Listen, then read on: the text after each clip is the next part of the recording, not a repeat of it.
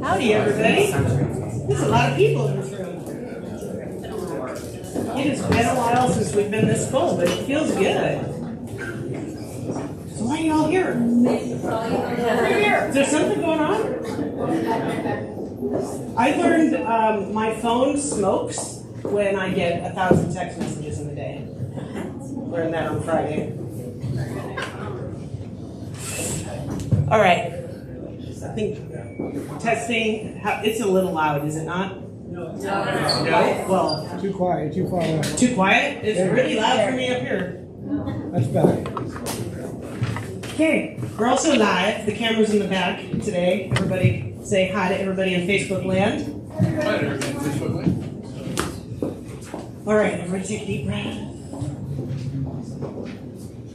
Today's meeting is going to be extra long. Let me kind of give you the lay of the land for the next 2 hours. This first hour, or at least we've allocated an hour. If the discussion is short, we may not need that much time. I have a feeling we'll be here for the whole hour. It's all about the NAR settlement and what has already been determined, what may be determined, and just my thoughts on what has happened.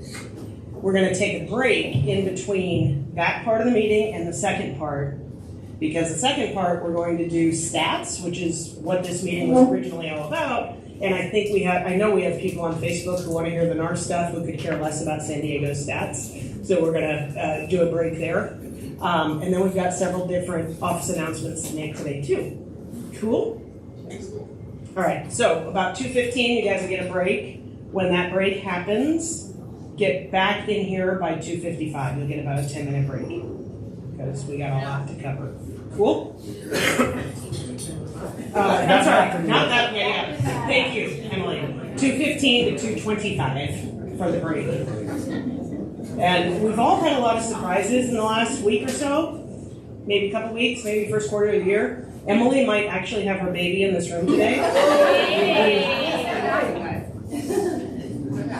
I can pass on that surprise.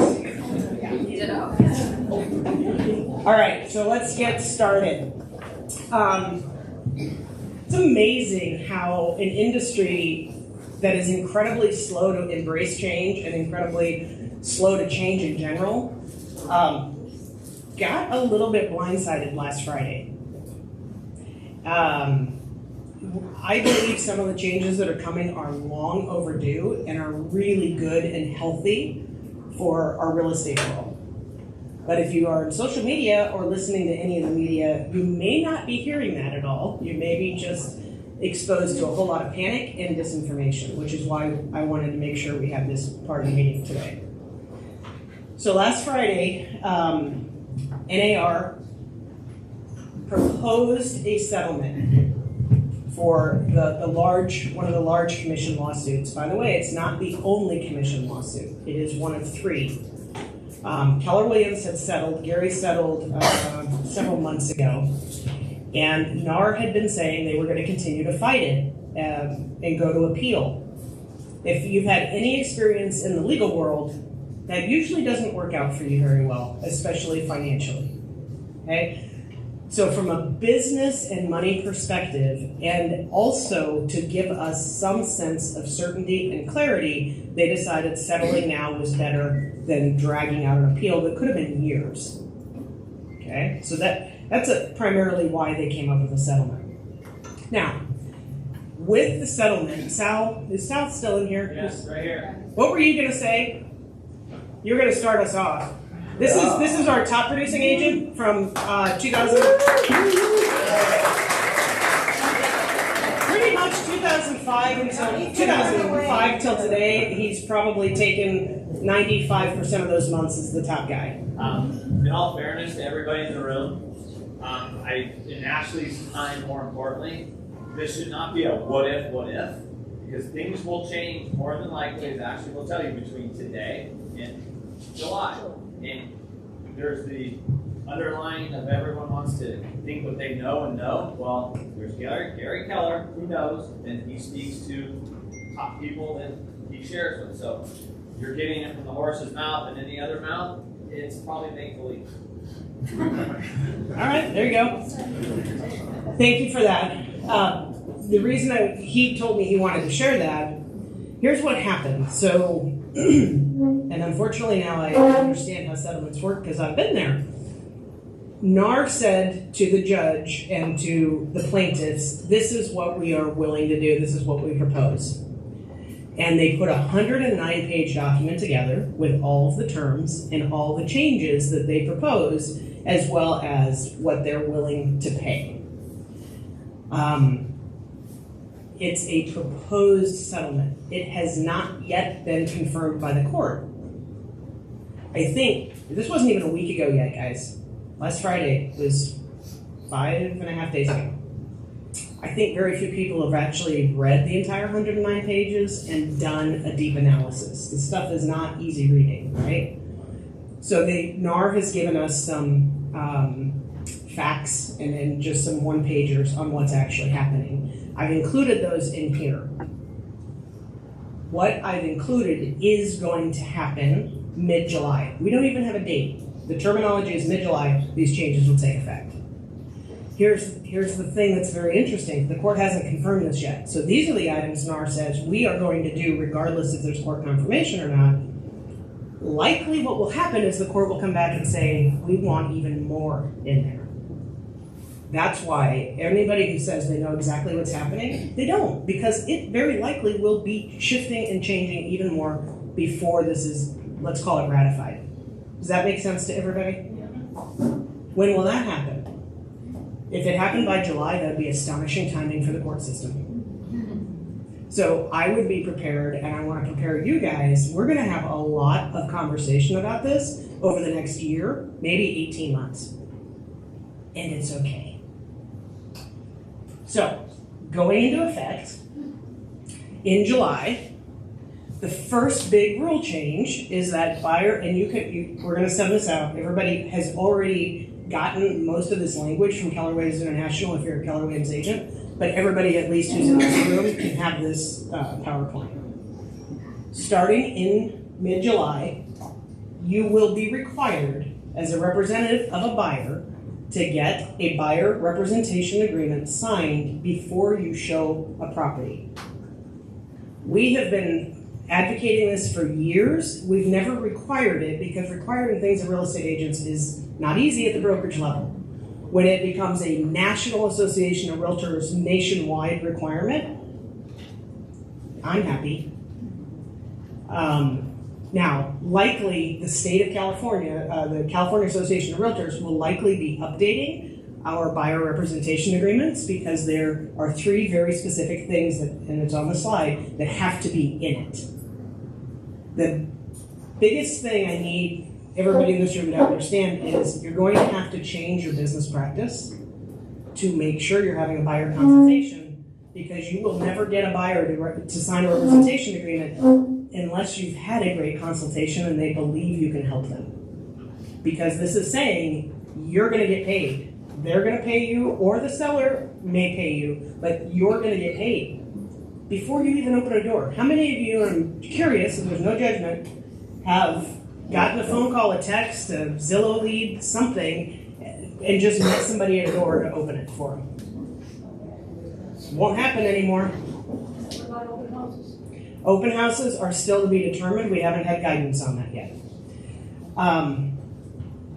That's going to change a lot of practice. Yes?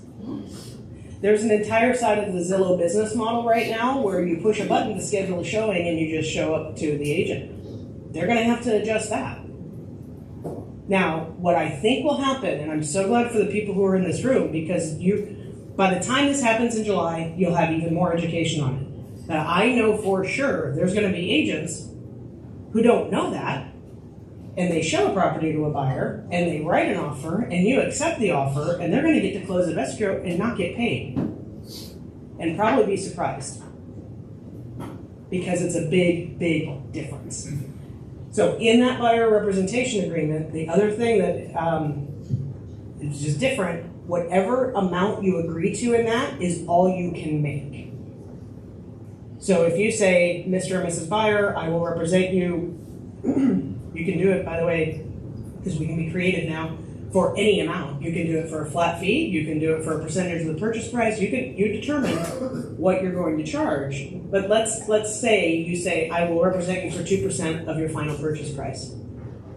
Well, then you make an offer, and the seller says, well, we're offering 3%, because they can still do that. You can't make the 3%. You can only make what you've put in that representation agreement. So over the next 4 months, because we've got that long to work through this, we'll be masterminding. What are we going to start with as our guess on best practice? And it's all going to evolve from there. Yes? All right, so that's the first big rule change. Second, there can be no co-op commission offered in the MLS. Every MLS across the country, this will be eliminated from. Additionally, anywhere that would syndicate to has got to stop showing it. They did a little carve out. Again, this hasn't been approved. This is what NAR is going to put in effect in July. But they did a carve out that said you can, as a listing agent, show what your co-op commission is on your broker site and your personal agent site. That's explicit in this. Now, will that stand? I don't know. The courts could come back and say we don't even want that. But as of July, that's how we're going to move forward. So your local sites, if you're a Keller Williams agent, we got you covered. They're already working on that. We'll be able to have it right there. But anywhere else, you're not going to have it. So how does that impact you if you're representing a buyer? You're going to have to call the listing agent.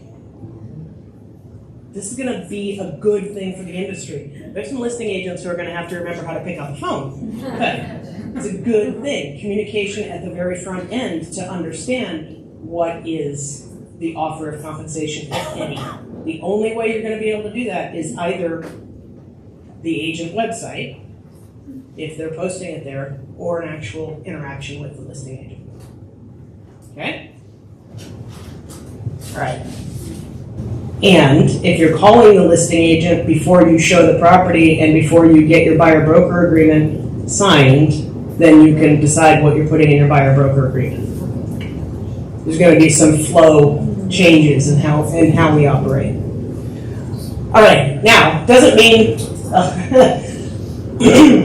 Anybody been triggered in the last week? Every time I see, especially from a news source, 6% commissions are going away. Well, number one, in San Diego, I don't know the last time I saw a full 6%, 3% on each side. It's been a very, very long time. As far as I know, we've been negotiating it forever. And the people who are taking that on are saying sellers don't have to pay commission. They don't have to, but they can. And that's the part they're leaving out. Most people who are selling a property either understand or that they will understand after we educate them that offering to pay a buyer's agent is actually helping them get a better price on their house. And in some later slides, I have a little discussion on that. That sellers can pay the listing agent and allow the listing agent then to pay the buyer's agent. Totally cool.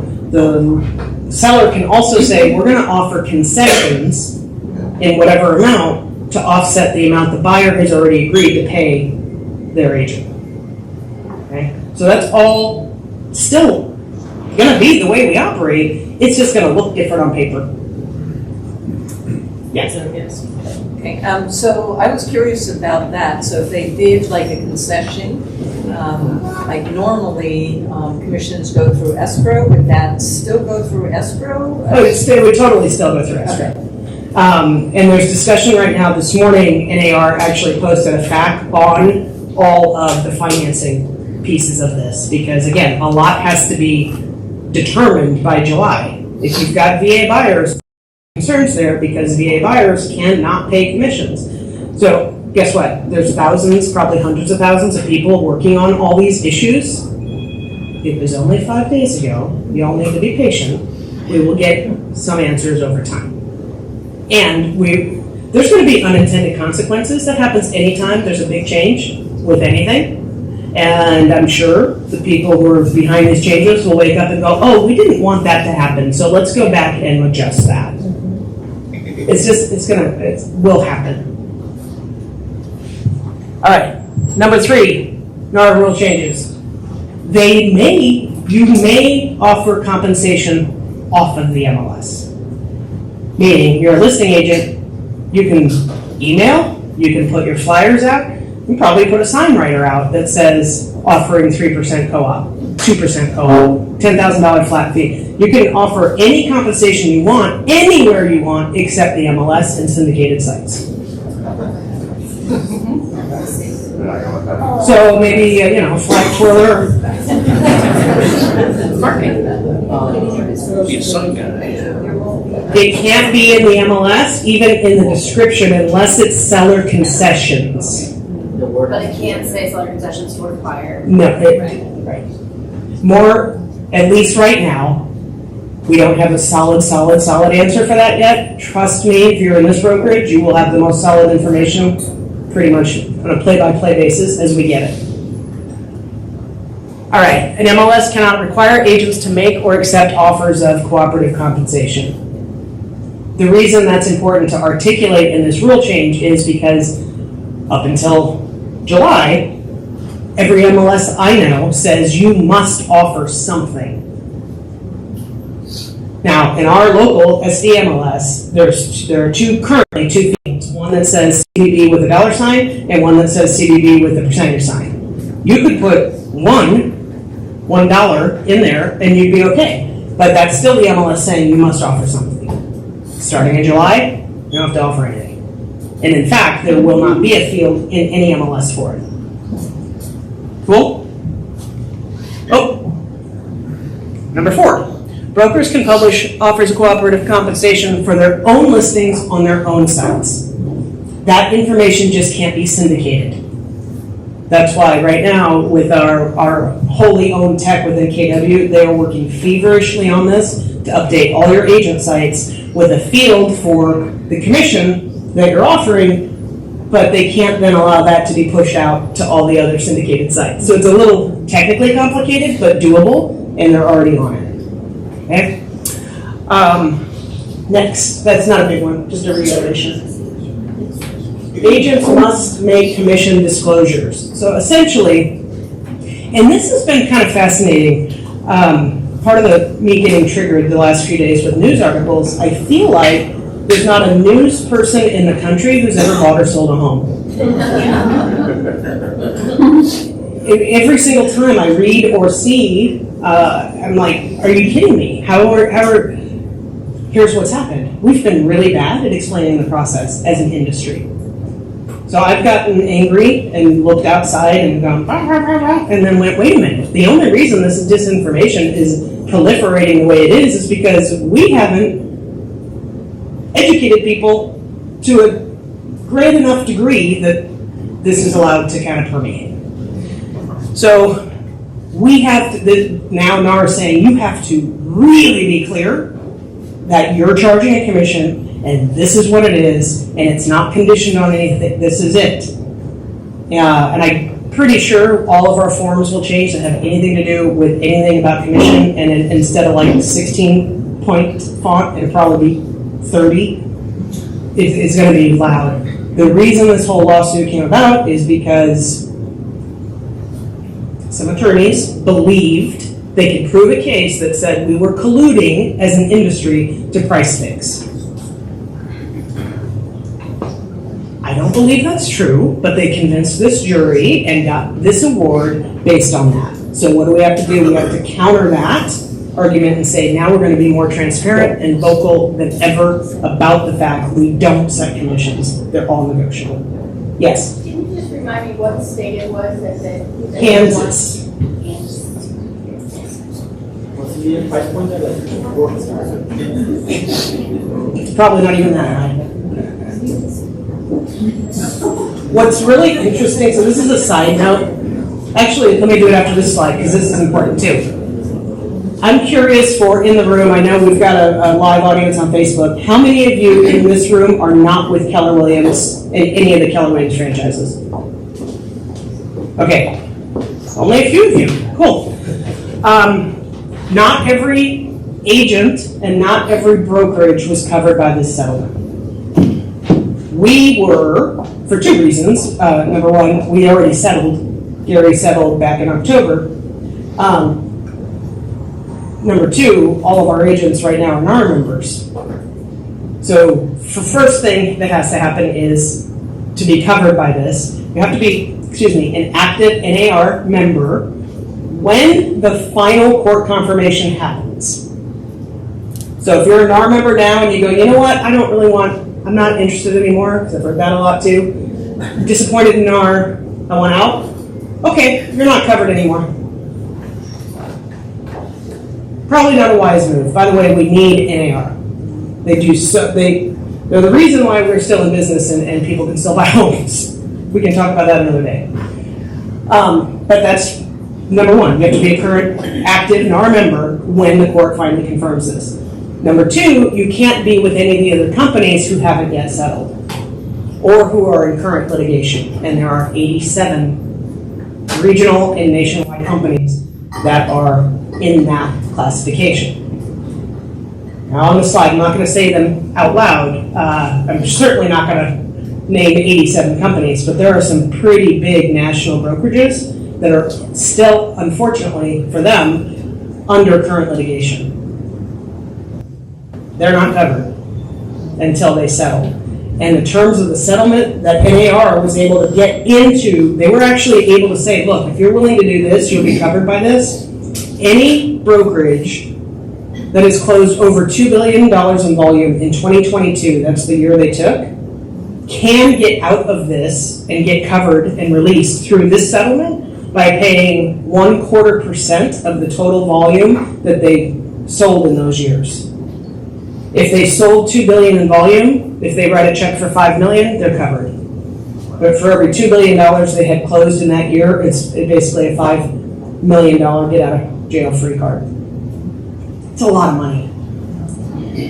At the end of the day, when you total up what they are likely to collect on this lawsuit, it's going to be very close to what the original award from the jury was, which was $1.7 billion. Now, the question comes up, who did this? What seller? You can, by the way, be sued by anybody for anything at any time. It's just a reality of living in this country.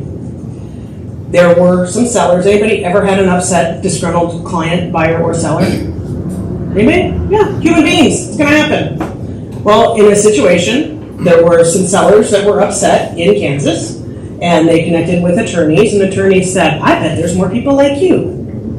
Why don't we do a class action suit? And in order to do a class action suit, you don't need much. And so they filed this suit on behalf of 500,000 sellers of real estate. So over a span of years. And so those 500,000 class action plaintiffs, how many of you have ever gotten a postcard in the mail that says, you've been named, you might qualify for class action, you would get 17 cents. That's what this is, guys. Based on the current numbers as you total them with what everybody is likely going to end up paying out, each of those 500,000 sellers won't get more than $1,600. But it just changed the entire industry. The attorneys get it all. The attorneys will get somewhere between 35 and 45% of $1.7 billion.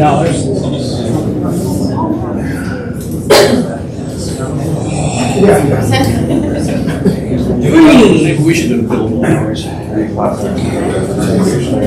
We'll have a meeting not recorded where we can discuss those options.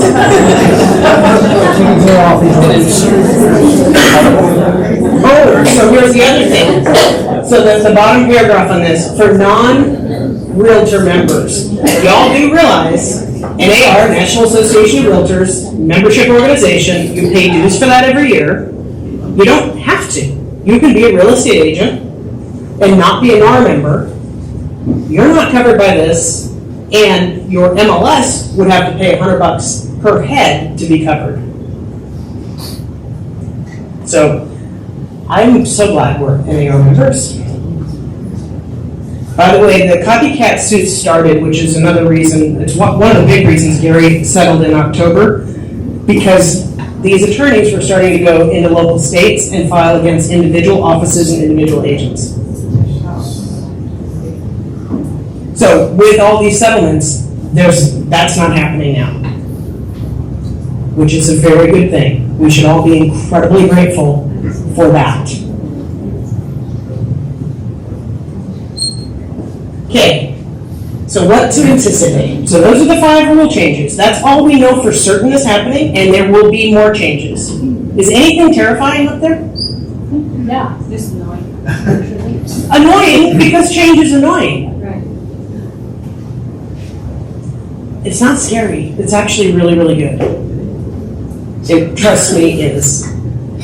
One of the things, if you're staying for the second half of the meeting and I go through stats, I was able to get the actual numbers of realtors in San Diego. I have been telling you, wait for March. I can't do it until March because you're allowed to pay your dues up through February. We got the numbers. And the numbers of properties the average agent sells, and I've got all that I'm going to share today. In our market, and I can't say this would be the same everywhere else, but it's probably pretty close, roughly half of our agents sell 1 or 2 properties a year. Now, no judgment. Good for them. How hard is it going to be if you're not engaged more than that to do this as these changes are happening? So an unexpected or unintended likely consequence is that the acceleration of people jumping out of the business is going to be hastened by this because they won't know. And it is scary if you're a solo agent and you don't have anybody to kind of rely on to give you the right info. And you only have social media and people going off half-cocked. Please don't do that. I said in the mastermind earlier, social media is always fun, right? This last week, more people have exposed their idiocy than I've ever seen in my life. And to see the so-called real estate professionals not even knowing how our industry works, making a page-long Facebook post, I'm just going, oh gosh. This is why this had to happen, guys. In a lot of ways, we didn't self-police enough. And we did it to ourselves. And now we're going to be forced to change. In the longer term, that's going to be better for all of you. In the short term, and Amy Bloom said this earlier, please have compassion with those agents that you're going to interact with that don't know what's going on, because you're still representing a client, and ever getting combative with another agent is not a good thing. Help and educate. I mean, if you follow me on Facebook, I say it all the time. Be nice and do good. Those are our basic rules. All right, so here, what can you anticipate? More BS from the media.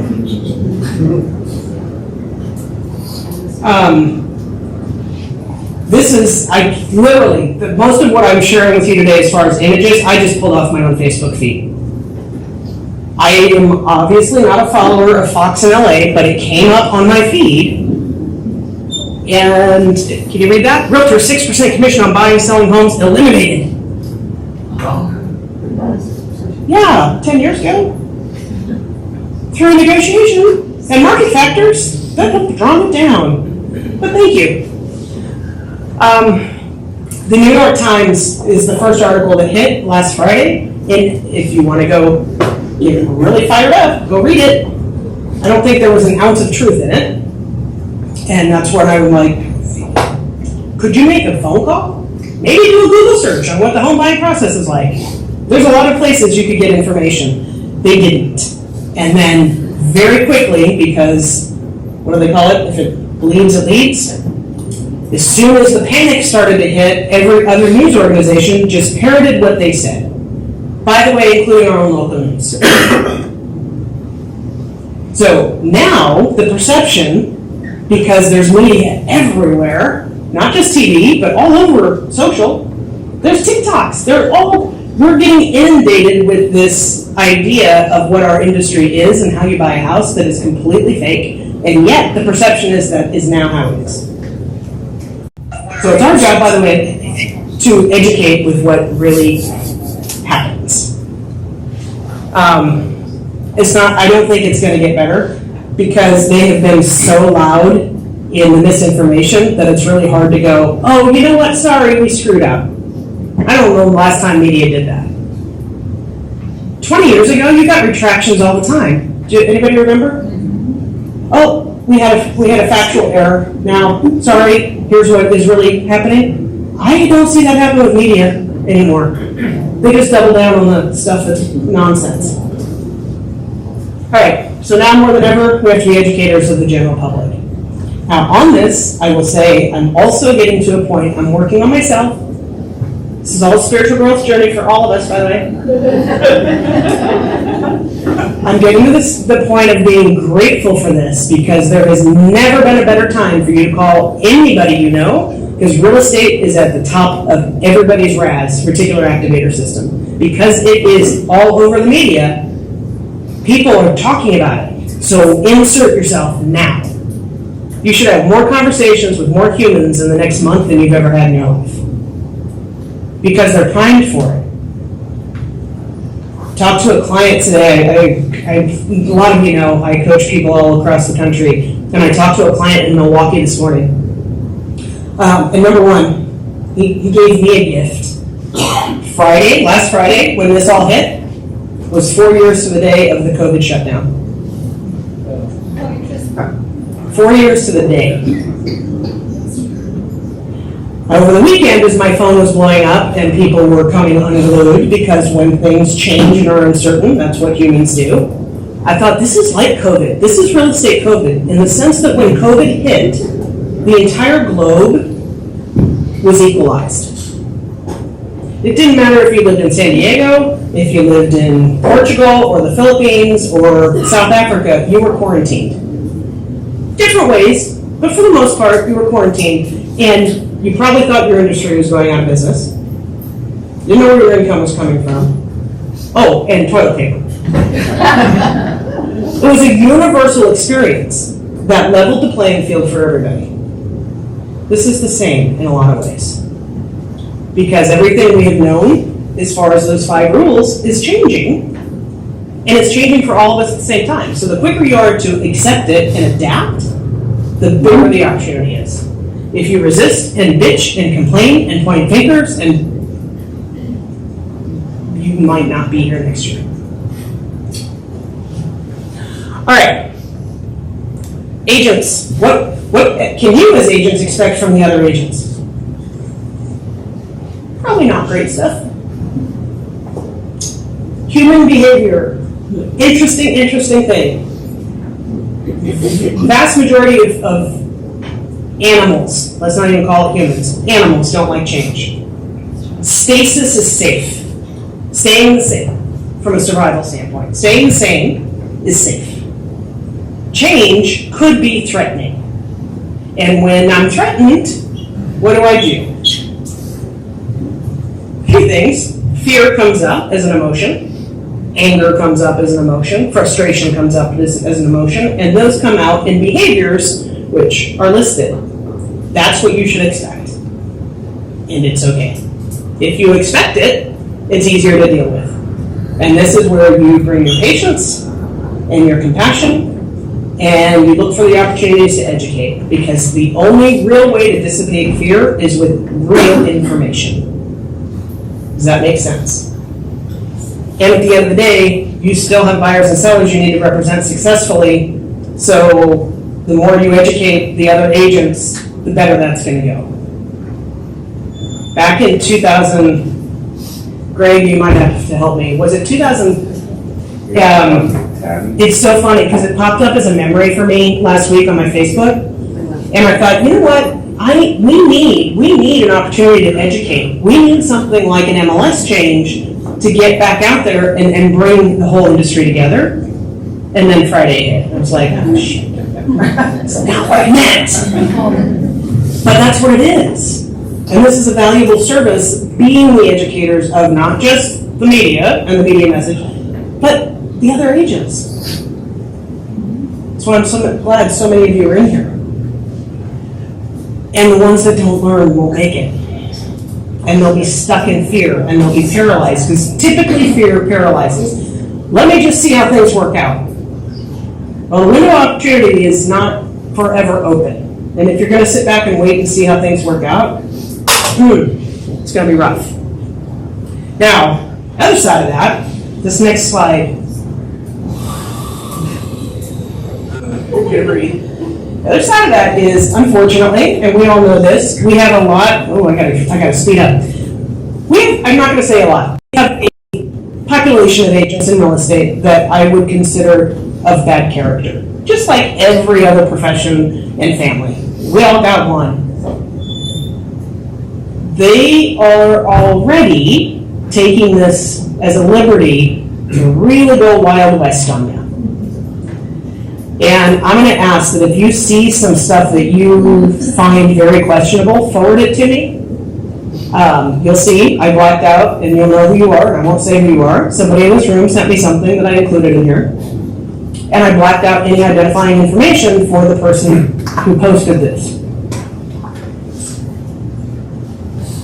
Go ahead and take a minute to read that.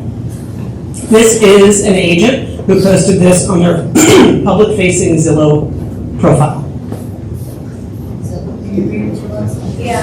Buyers, when you call direct, meaning when you call me direct, you immediately save 2 to 5% off our starting price. For this immediate saving, you cannot be represented by another agent. Buyers, call me direct to represent you on another home, and I'll credit back to you 50% of my commission, usually 1 to 1.5% of the sales price. Sellers, if you're ready to list, please reach out immediately. Our Zillow Showcase listings attract more buyers. Because we attract unrepresented buyers, your costs are lower. If you are an unrepresented buyer, we encourage you to make offers directly at their website for the most savings. After you make your offer, I will personally reach out to ensure you have all the information needed to move on this home. Common sense tells you the seller is more likely than not to meet you at your desired price if their commission structure is half of what it is if you are represented by an agent. If you buy a home we have listed without a buyer agent, our seller has agreed for us to mutually represent both parties. That's special. I think there's a whole lot of code of ethics stuff in there that could be debatable. And this is, again, within 5 days of the proposed rule changes. If you see stuff like this, send it to me, because the reality is it's out there, it's going to proliferate even more, and we're going to have to be prepared with a positive message of why this isn't okay. So, oh, by the way, that's not a San Diego agent. I am so happy to say this one is not ours. This is in another state. So, all right, sellers. Sellers will likely be asking questions. They already are. I know we've already had agents get phone calls all over the board. I am going quickly through this because we only have 4 minutes left. I promise you we will have, as you need it, training on how to navigate the changes that are coming. I also believe if you show up and you know you are there to be a fiduciary for your seller or a fiduciary for your buyer and you do the right thing by them, these conversations are not difficult. That has to be your motivation. Okay? There will be a lot of creativity, good creativity that comes out of this. I want you all to be creative. There are a few rules we have to work within, but you can charge what you want. You have a sliding scale. You have a menu of services. Buyers. Probably the ones that are going to be freaking out the most, justifiably so. Again, nothing really changes until mid-July, but the conversation is already there because the media is helping us out. So start getting comfortable with saying, this is what I will do for what fee. The mindset, honestly, guys, should be, if you've ever gone on a listing appointment, all you're gonna do is go on a listing appointment with the buyer. Justify your value, show the process, negotiate for what you're worth. And again, you're getting all these, so you can go slowly through them. This was posted by, and I'm sure many of you know him because he used to be with us, one of a San Diego agent who has already decided he's rolling out for his fee for service. I think it's brilliant. Take the opportunity. Go create your menu of services. It's going to evolve, but man, what a great time to innovate. Y'all should be excited, honestly, because what a differentiator. You can build a brand around how you decide to charge. And then the last piece on here, VA loans, we just don't know yet. What I do believe, and it's just a belief, it's not fact, is it's an unintended consequence. The judge and the jury who ruled on this did not even consider it because they didn't even know what the home buying process was like, let alone that VA buyers couldn't pay commissions. So now that it's ruled on, there are legislators looking at it going, oh crap, we're going to have to do something. And they will. Can you imagine? I'm not going to get in a political conversation. And I can't believe either party would stand up and say, yeah, we don't want veterans to own homes. Which if they leave the thing the way it is, that's what essentially is going to happen. So there will be changes that come to that. It's my opinion, it's not fact, but I believe that to be the case. They're gonna have And to, there's 4 months. they're gonna have to revisit what customary fees means Yeah. going forward. And NAR did put up a fact today with all of that, except with the VA, because they haven't heard from the VA yet. All right, and then what do you do with your friends and family? How many of you are experiencing some conversations at home or people calling going, oh my God, are you okay? Are we gonna eat next month? Same thing, we have to educate. Likely, you have not had conversations at home about how your job actually works. Now you maybe want to. Because all that disinformation out there, if it's gonna be louder than you are, it's gonna win. Yes? I think this is a great opportunity to practice what you're gonna tell buyers and sellers with the people who you can actually talk it through with.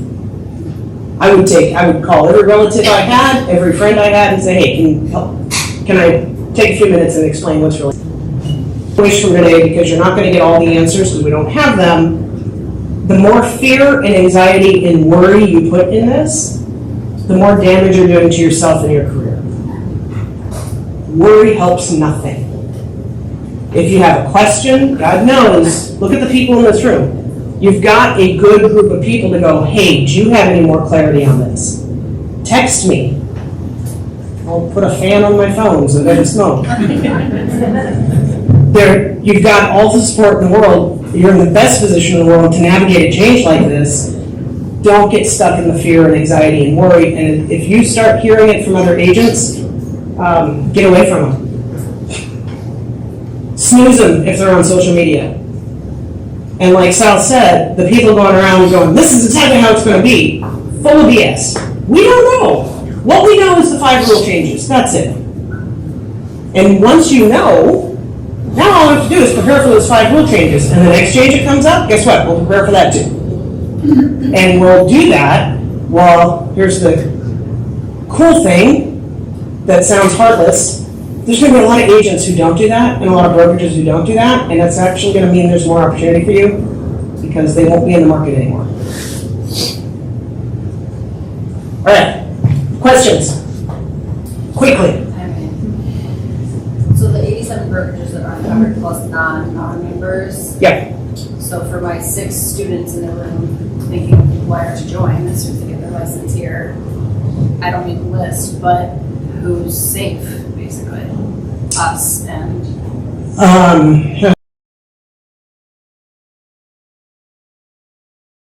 Since there's 87 brokerages right now that aren't covered because they're either still in litigation or they haven't agreed, who is safe?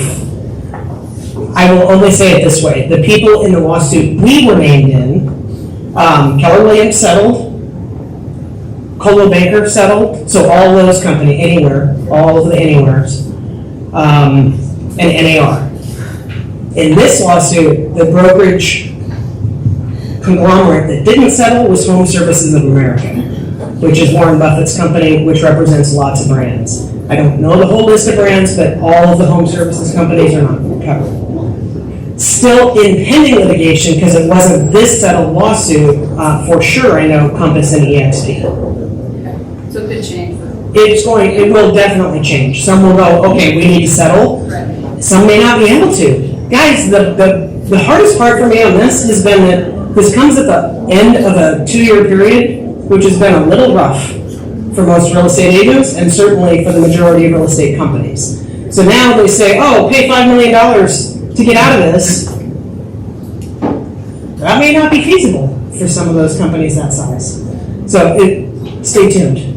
Yes? When you say some of the brokerages, 87 brokerages are not covered by this, and like we Coldwell Banker are covered by it, what do you mean by covered by it? So, okay, so that goes back to one of the very first, or like the 5th slide was the release. So we, Keller Williams agents who are NAR members, when this gets ratified, whenever that is, can't get any of the copycat suits. Those sellers can get their $1,600, they can't come back after us. We are released from any further liability on the lawsuit having to do with fixing commissions. Yes? So what should we do now when you're having the BRDC sign? Should we just do what we used to do? So that's a great question. So Gaga asks, what should we do now? I would say have the conversation if they ask about what is coming as far as changes, but up until whenever this takes effect in July, I would operate business as usual while you practice the new skill. Does that make sense? Yeah, so everything that I used to send them to sign before, I just do that and then have a conversation about what's coming. Yes, thank you, yes. So if you've been, I'm not gonna make eye contact with anybody. If you've been one of those agents who doesn't do buyer rep agreements, start practicing. Yes. If you have an upcoming listing and it doesn't sell in the time that... It's a great question. I just thought we must have been on the same wavelength. So the question is, if you have an upcoming listing and you list it now and July comes and it's still active, what is going to happen with the field? I don't know. We don't even have a drop dead date for it yet. There's a lot of things they could do. They could just leave those in the system and let them go through their life. Or they could decide on, this is not anywhere, but they could decide January 15th, that field is gone forever. And it just won't be there. Who knows? As soon as we know, you'll know. Yeah, Debbie. My question is, because this is so buzzworthy right now, and if we have clients in our pipeline who are looking like to purchase this spring or summer, and what if they say, well, gosh, when should we purchase? With everything that's happening, will happen?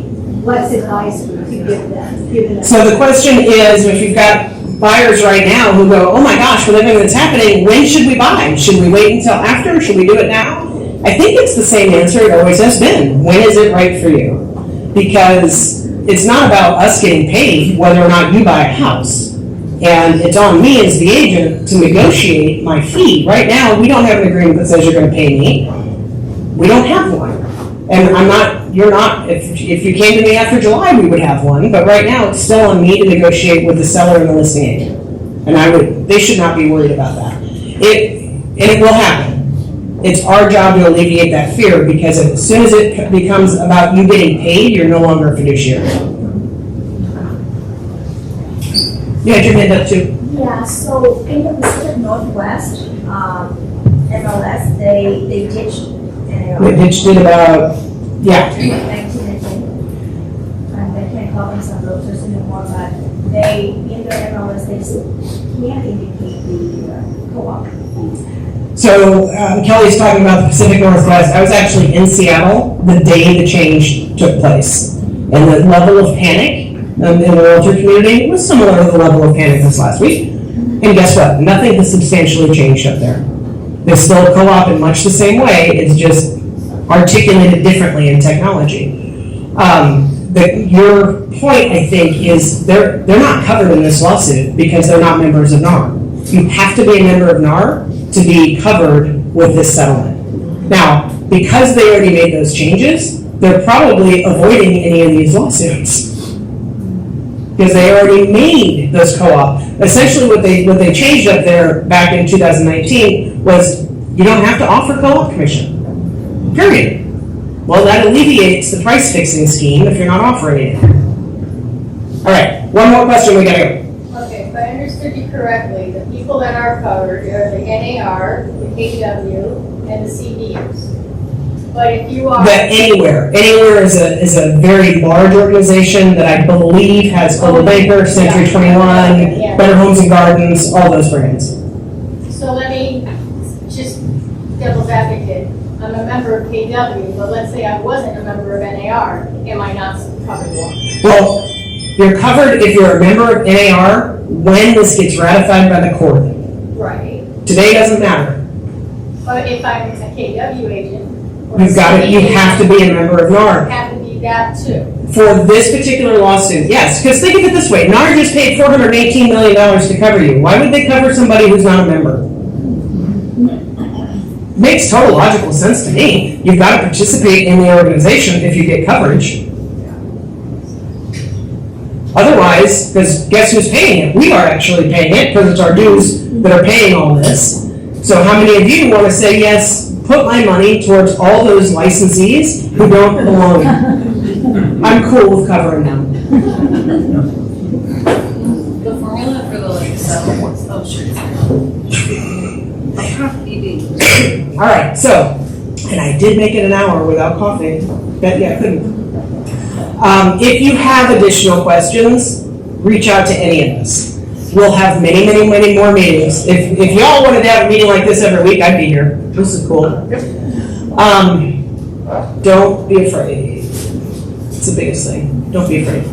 And let's get creative. We'll put some focus groups together. People who want to do business in similar ways, we'll team you up so we get those media services out. It can be fun. It should be fun. We're being forced to change, but we actually can enjoy it. It's your choice. All right? All right, we got 5 minutes.